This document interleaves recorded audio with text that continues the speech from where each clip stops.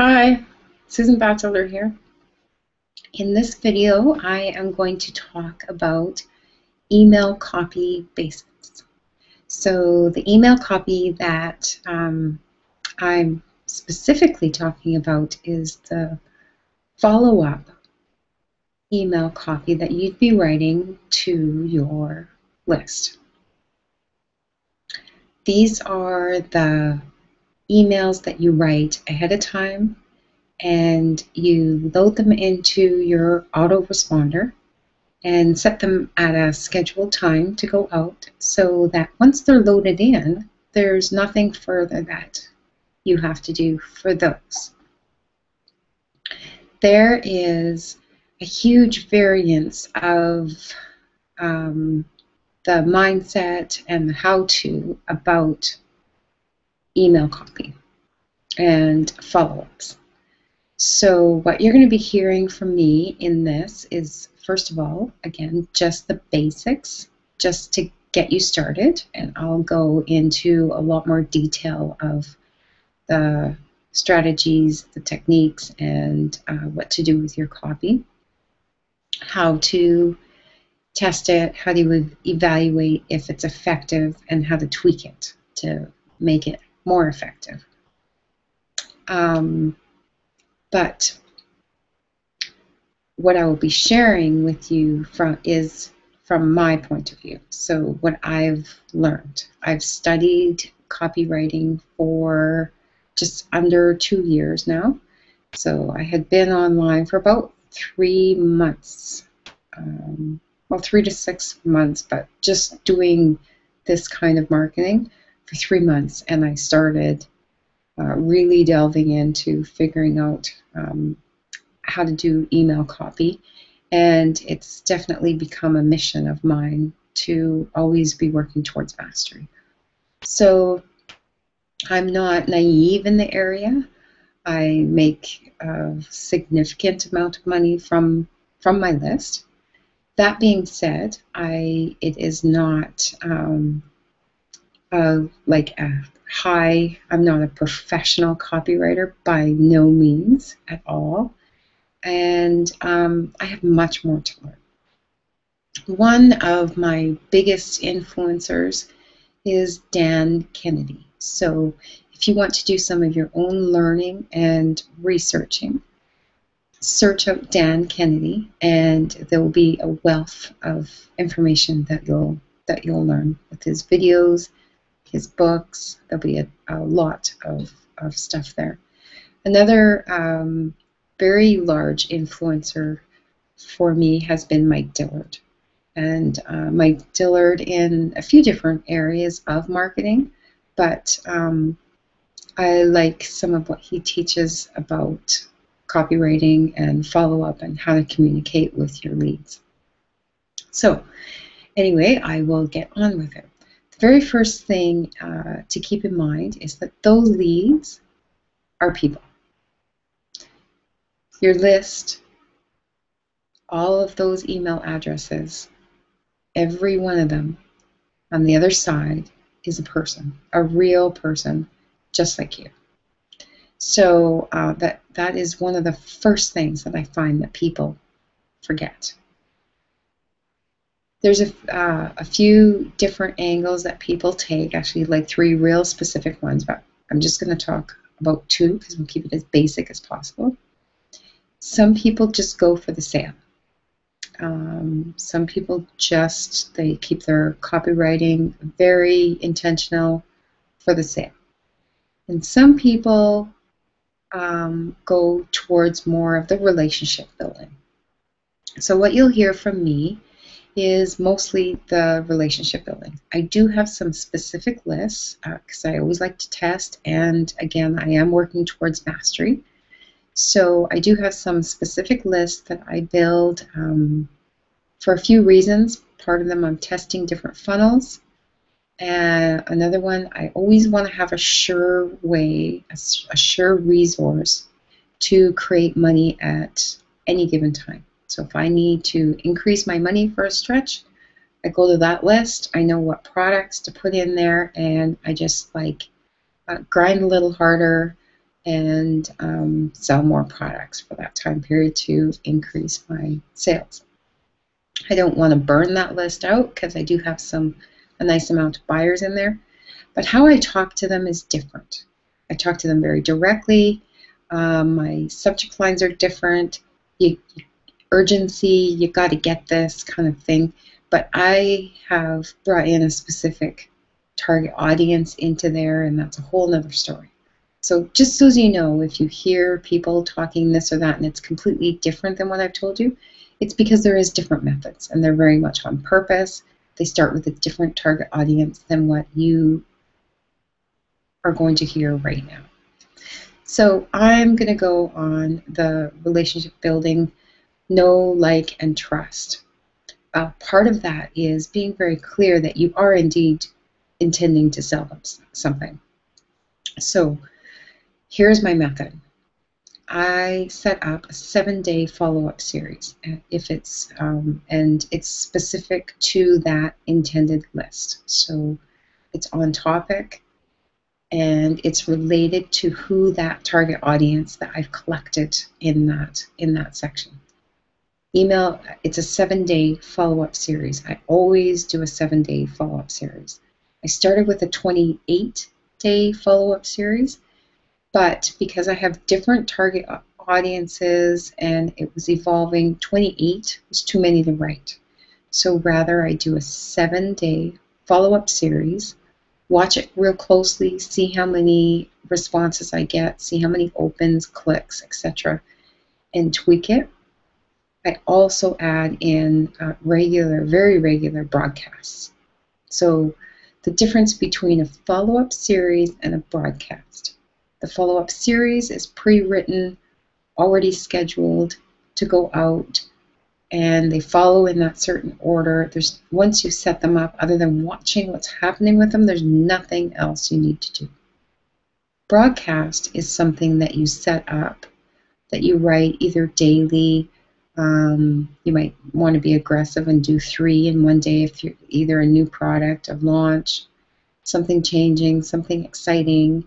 Then you send them out frequently, or there's a few other ideas. Separate video, I'll really focus on the broadcast. But those are the ones that you write and send to maybe all of your lists and not just one section of your list. The follow-up series is more organized and focused.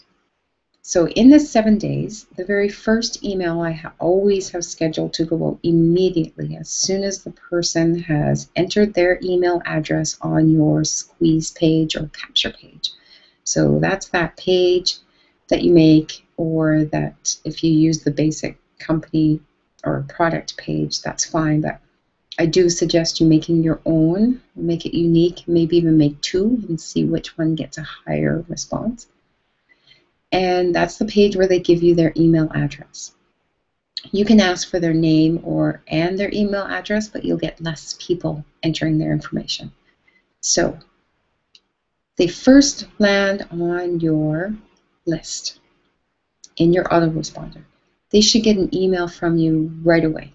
So that first email that I send is always kind of like a welcome email. Sometimes it's real casual and short, and some of my welcome emails is a little bit longer, and it has a video of either a video that I'd really like them to see to trigger curiosity or urgency or something for them to continue opening up, or some value content, or just a simple video, hey, it's me, blah, blah, blah, just a tiny piece of my story. Nothing heavy and not very long. It should be under 3 minutes, because if you overwhelm them with a long video, you might shut them down before they've even opened any more of your content. Some people believe strongly that that first email should not have a link to buy your product. And some people are advocates of, yes, it should have a link. Like, hi, I'm Susan Bachelder. You just opted into my such and such list. If you did not buy such and such, or if you did not join my team, here, like you better do so now because for whatever reason there's some urgency, yada, yada, yada. I like the soft call to action in that first one. If I do put my link in there, it'll be in the PS. Interestingly enough, I used to assume that PSs either before the signature or after the signature were useless, but they're actually very highly read. Some people will read the first line or two, and they'll actually scroll all the way down just out of curiosity, and for some reason they pause and they read your PS. So either right before your signature at the end or after it, do write a PS. Maybe try it out in every email and just see. Sometimes with a link, sometimes with a curiosity, like, hey, make sure you watch for my next email because whatever, give them a reason, or just say, make sure you watch for my next email, or PS, I'm super excited to work with you on the team. Whatever, I'm just throwing out some ideas there. So definitely a welcome email.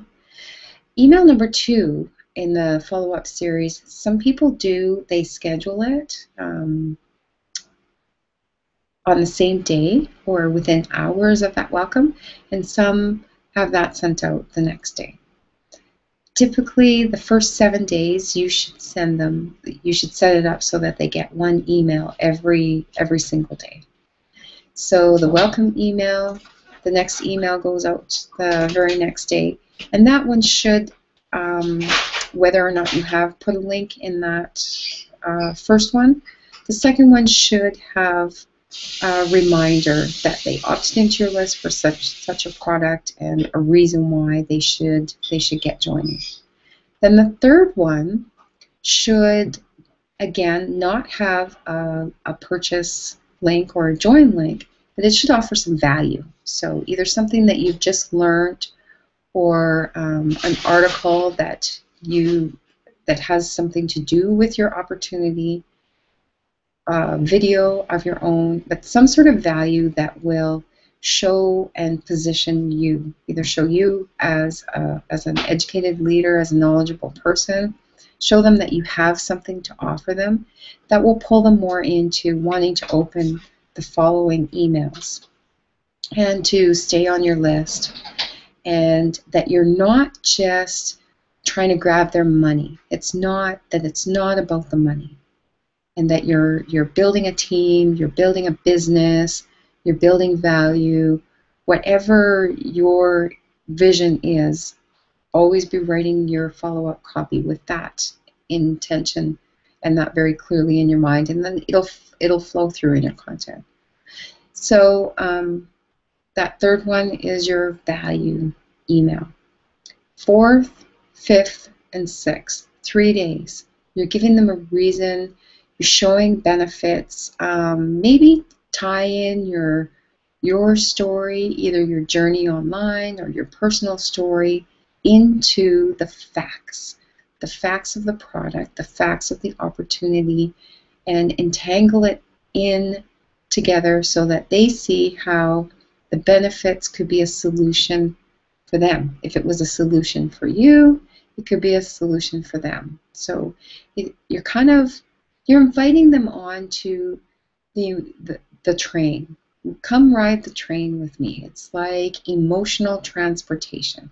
So pick one of the emotions, whichever one you want, but emotions create action and decisions to buy. So fear of loss, scarcity,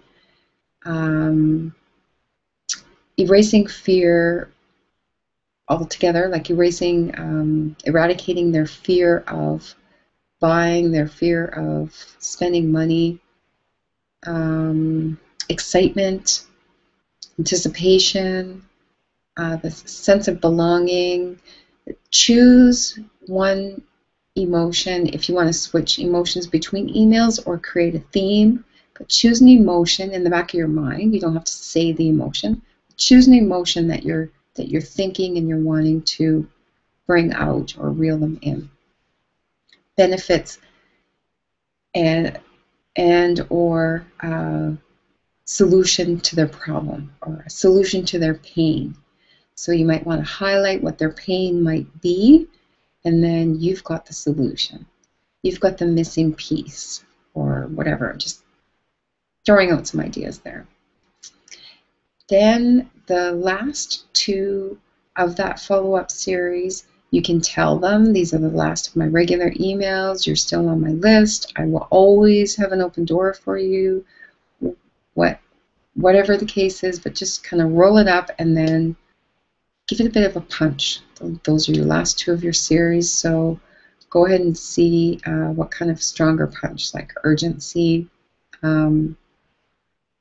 We're just starting a boot camp, and I really don't want you to miss out on it. So it's time you make a decision, or just make your call to action more firm.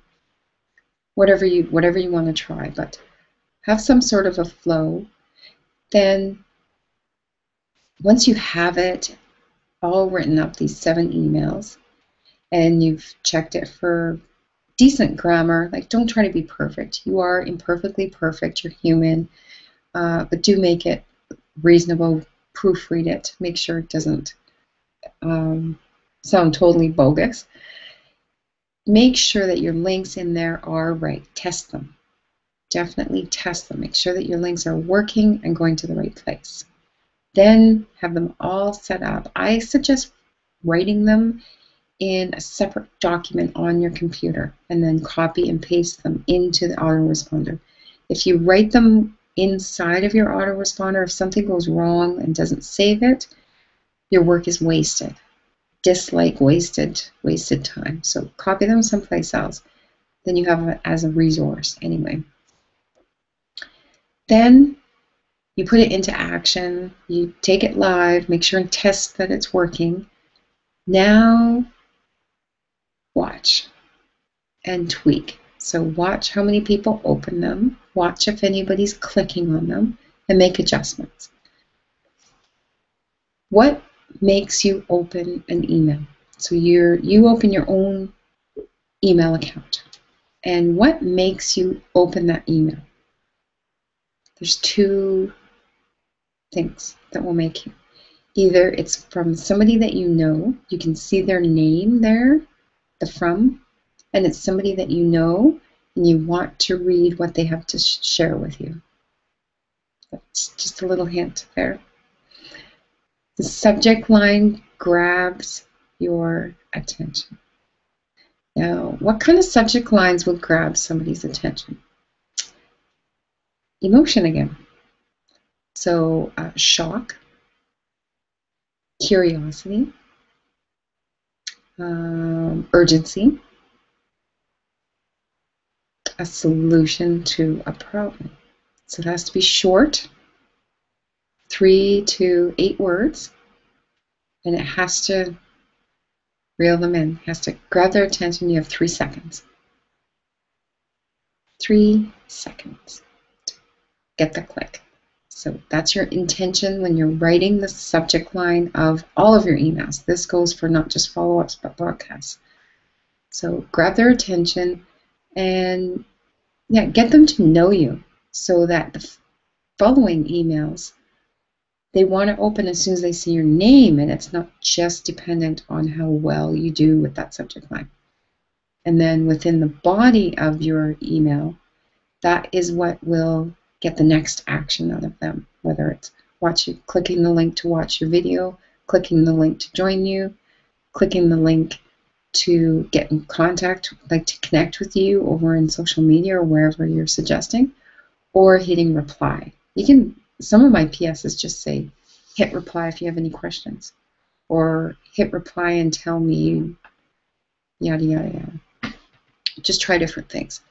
So within your autoresponder, you want to see how many people out of how many people you sent it to are opening that email, and how many are clicking your link inside, and then make adjustments.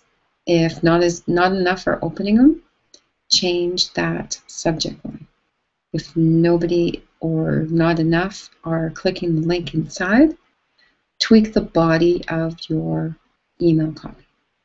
So I gave you a ton of information there. If it isn't super familiar to you and like a refresher, go back and take some jot notes, make a list of things that you want to do, and go do it. Take some action.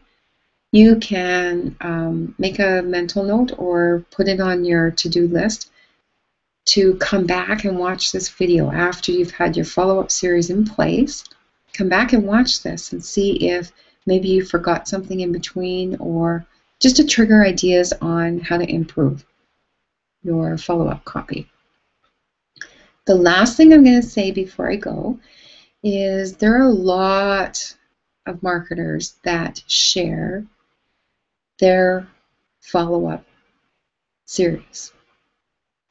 And I've done it for every once in a while for a handful of people, and mostly just for like fast start ideas.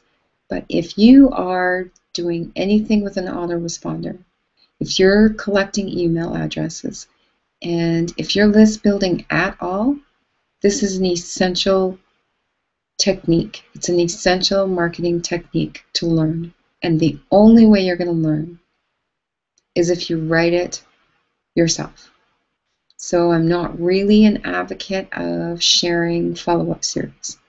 I will push you to write your own, because only you know the people that you put on that list. Only you know who you targeted. My email copy is not going to work for your list. My email copy works for my list. And because I wrote it, I know exactly how as I'm writing my copy, I know I've already made a bunch of ideas of how I'm going to tweak it if that's not quite right. So my copy isn't meant for you. I'll help you, but you need to write your own copy, because this is your business and those are your people. Those are your leads on your list. So yeah, I'll help you, but you got to write your own. Thank you for listening, and your feedback is much appreciated. If I missed something, if I went too fast, if I gave you too much information, let me know and I can tweak it. There will be more detail and more like specifics after this video. So either within the description, or just check on my channel, or ask me directly where the rest of them are, because I will record